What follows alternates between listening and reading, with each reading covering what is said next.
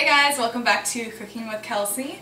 It is Thanksgiving and today I'm going to be making creamy pumpkin pie bars. First, preheat your oven to 350 degrees. Grease a 9x7 pan with butter or shortening.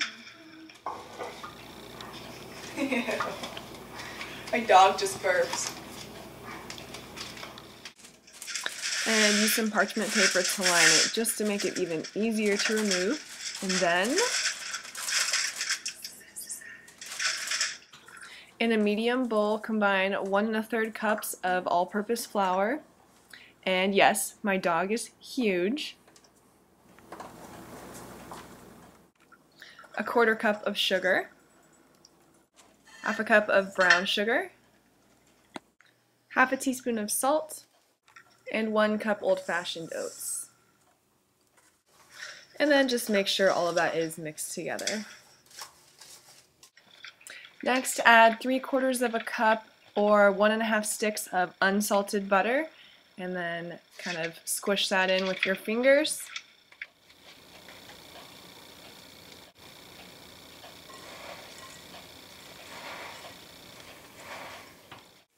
Once the butter's all mixed in, add 1/2 cup of coarsely chopped pecans and mix that all together.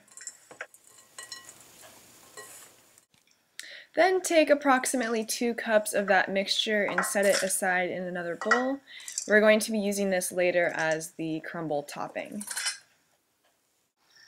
Then take the rest of the mixture and press it into the bottom of the pan.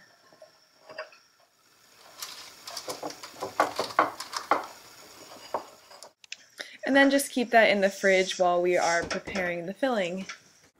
So for the filling, first we're going to take 4 ounces of softened cream cheese and use a paddle mixer for about a minute. And I know those things look pretty weird, but apparently they're supposed to kind of imitate what a paddle mixer would do. Then you're going to add 1/3 cup of sugar and 1 cup of pumpkin puree. And then go ahead and mix that on a medium speed until everything is combined. And it wasn't mixing as well as I wanted it to, so I just used regular beaters. And hello, finger on the lens. Then you're going to add 1 egg and 1 egg white to the mix. And for the egg white, I was trying a trick where you use a water bottle to suck up the yolk, and I think it would have worked a little bit better if I had used something like a spoon to keep it from coming back out. Next time!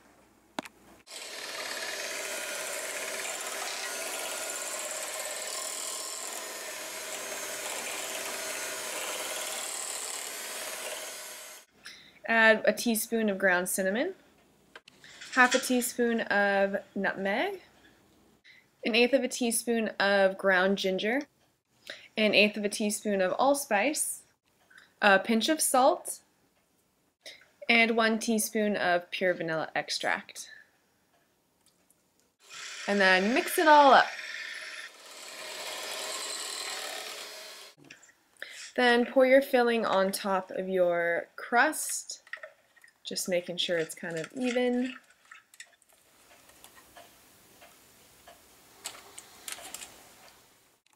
Then sprinkle the rest of your crumb topping on where else other than the top.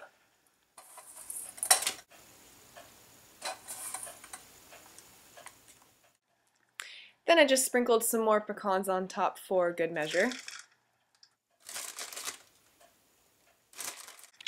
Then you bake for about 25 minutes or until the center doesn't jiggle anymore.